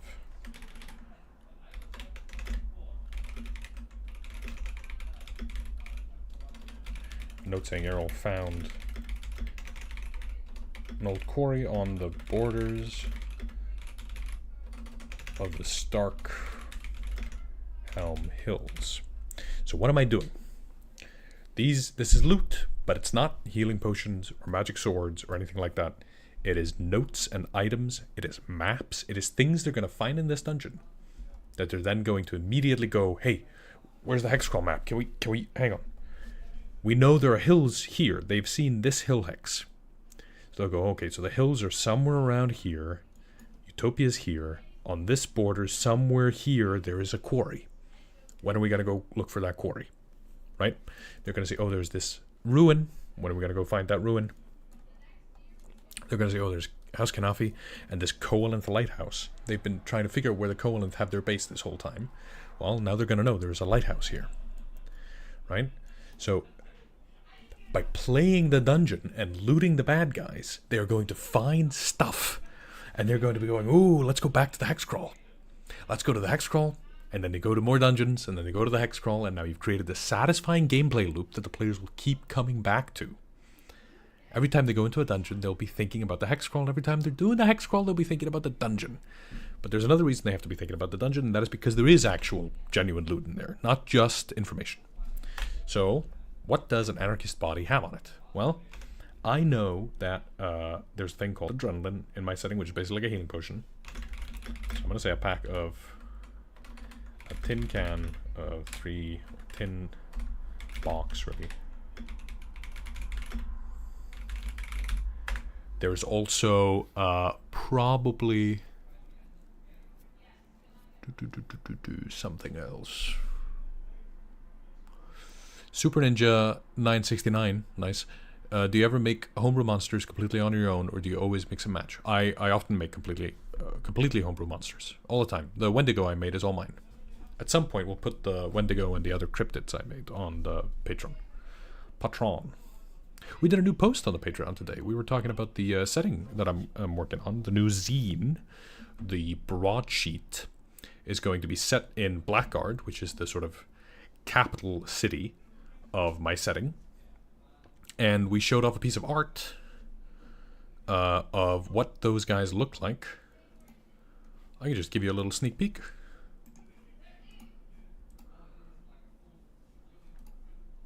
Here you go. Look at these guys. Ain't that awesome? This is the characters that you could find at Blackguard. I did a whole post about what these are and how we arrived there and how we're doing this. And if that's interesting to you, you could join the Patreon and the Adept tier, and eventually this will all become a product, a setting that you can run. But at the moment, we're just doing the concept art. Explosives. Yeah, let's do that. Yeah, they blew up this tunnel.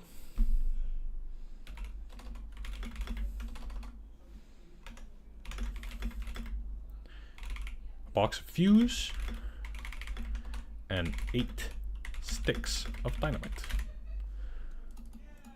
Consumable magic item, or consumable item, really. It's not technically magic, but whatever. Let's do a potion. What's a fun potion?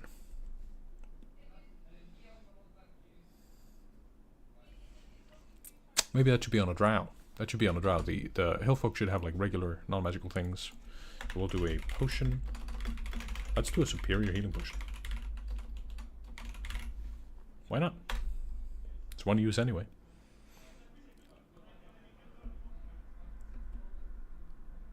What else could they get?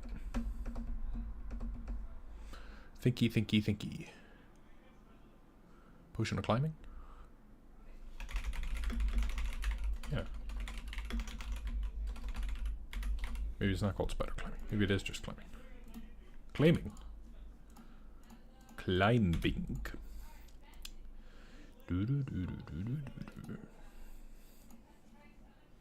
It's now Chinatown by Laserhawk. I think I'm just listening. Yeah, I'm listening to Brian Gilbert's Castle Chase Music playlist.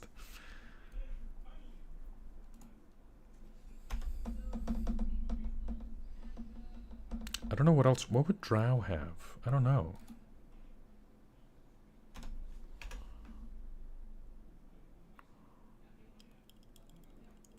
Jeff Davis, what programs are you using for the hex map, notes, and dungeon map? These are all different programs. This is Obsidian.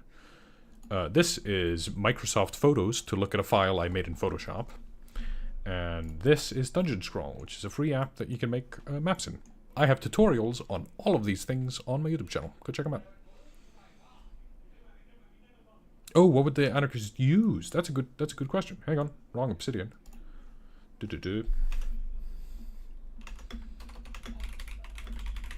A hooded lantern.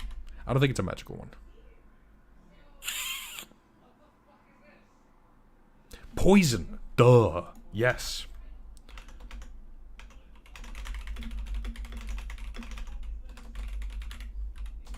Let's get a special poison.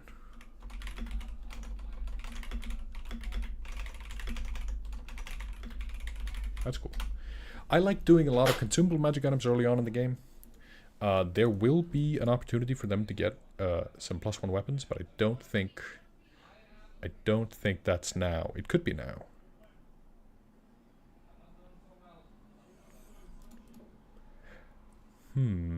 No, I was gonna think of +1 weapon, but I know when they get a +1 gun. That's not yet. That the hillfolk don't have that. A different town does.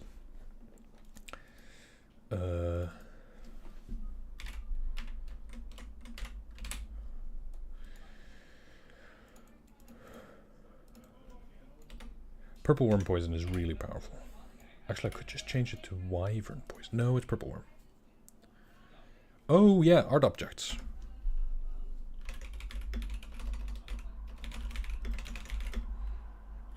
Worth 300 gold, or that's 30,000 notes.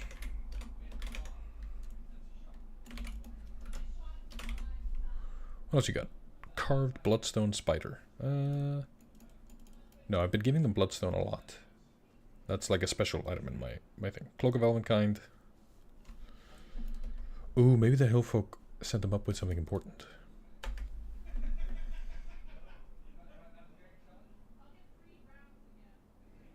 I mean, just a couple of harpers would actually do a lot. What are your firearm rules? Are those on Patreon? Yeah, Daniel, they're on the Patreon as well. They have dynamite rules, adrenaline. I'm gonna put here a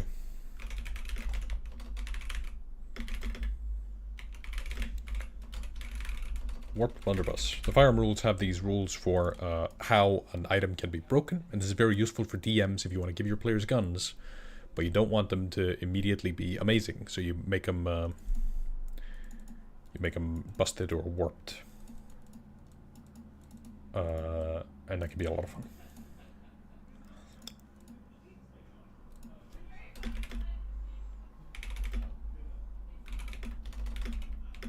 I don't know what the oil units of measurement are, but it's going to be 8 things. Have I tried Daggerheart? Not yet. I own the box. I was really inspired by Shadow of the... No. Drylands of the Colossus. I will find an excuse to play it soon, but I just haven't had the time yet. I've been so busy working on this video game that I'm working on, and that's going to come out August 12th, so I am counting down the days until I am less busy. Vorpal Gun. No. No. Not yet. I think that's it. They've got loot, both stuff that will inform their hex crawling decisions. Some stuff, you know, with the north, that's going to tempt them north. House Kanafi and the Coalinth Lighthouse.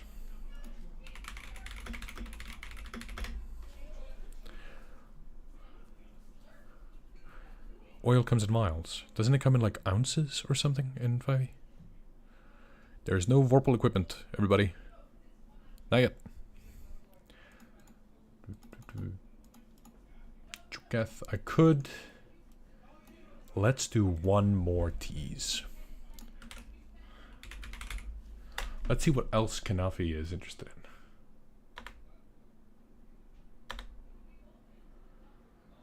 The Nightfont Bastion. This one's cool. This is another hint at the Mega Dungeon to the south. The Forsaken Forge is right here. The fact that Kanafi have taken it is very interesting. So let's... Wrong obsidian again. Let's put a direct tease to that. I need another name for a drow.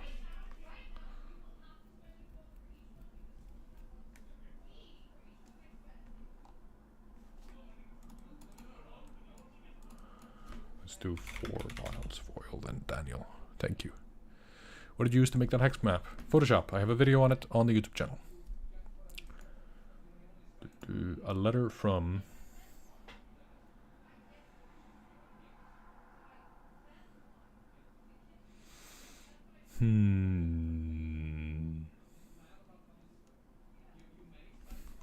Drow.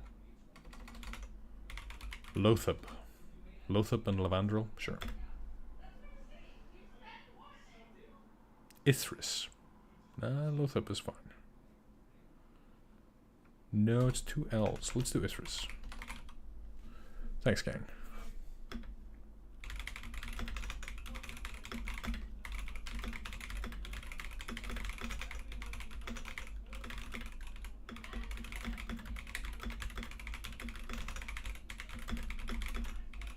Market attack and start coming from the south. So now they're going to get teases. So in this one dungeon, they're going to get teases about House Kanafi, the Coalinth Lighthouse, the Nightfont Ruins, the Old Quarry, and the Forsaken Forge south of the Starkhound Mountains. Suddenly they're going to go, whoa, a whole bunch of dungeon stuff. A whole bunch of HEXCRAWL stuff is now clear to us. And we've done a whole bunch of dungeon stuff. We got some items. Sticks of dynamite, potions. I might add like one wondrous item to this.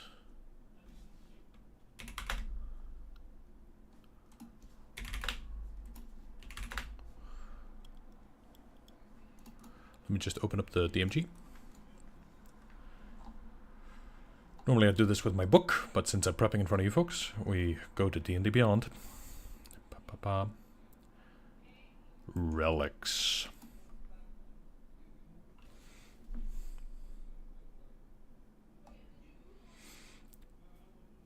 Period of health.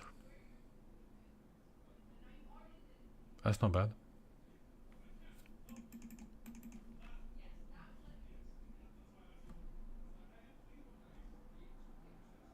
Staff of the Adder. Which one turns into a snake? Staff of the Python. Those are fun. Let's do those two. Doesn't have to be complicated. Doesn't have to take a long time. Getting loot is fun. It's a big party. Big loot. You should have fun with that. Jig 42. It's obsidian. I have a video on it.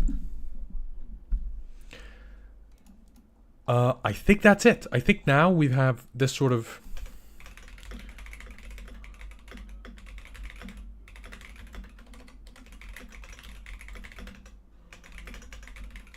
They start off in town. They're going to want to do a little bit of rulership introduction. They're going to want to talk about what they're doing. Then they're going to travel. There might be a random encounter. We don't know. Then they're going to get to these tunnels, and there's going to be the tunnel, the caves, the barracks. There is rubble that you can go around and loop around the dungeon, so exploration is a big part of it. There are wandering monsters, so that if they spend a long time in here, they're more and more likely to get to meet these wandering monsters.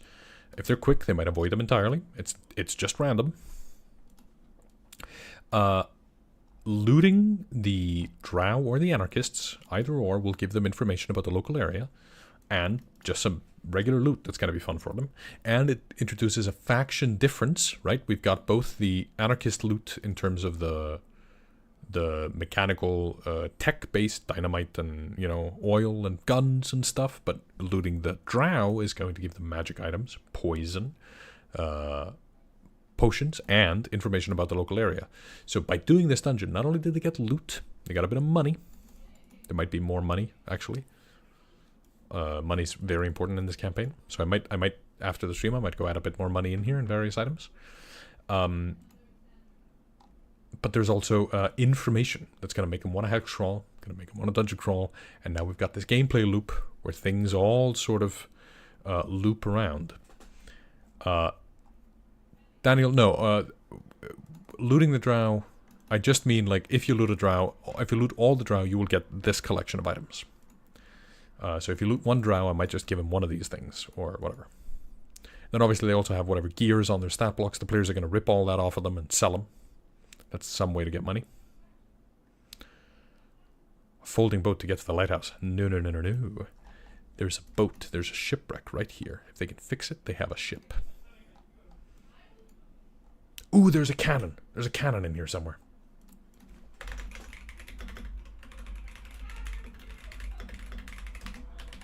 They keep finding them because cannons were looted off of the ship.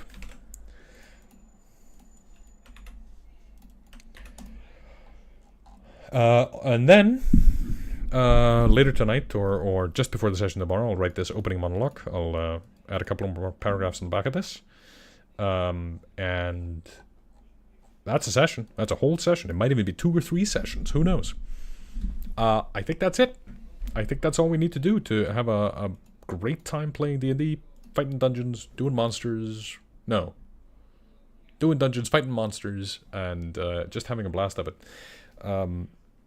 So I think, thanks for watching. This channel is run by me and my girlfriend, and if you want to support us directly, you can consider going to our Patreon and getting the firearm rules, the warlord, the hexcrawl rules, and all that kind of stuff. If you want to support our sponsor, go find the Game Master's Compendium of Explosive Creation. I dropped it. Available on DriveThruRPG. I will post a link right now in chat. It's an affiliate link. If you buy it, we get a little bit of a tiny percentage of the purchase.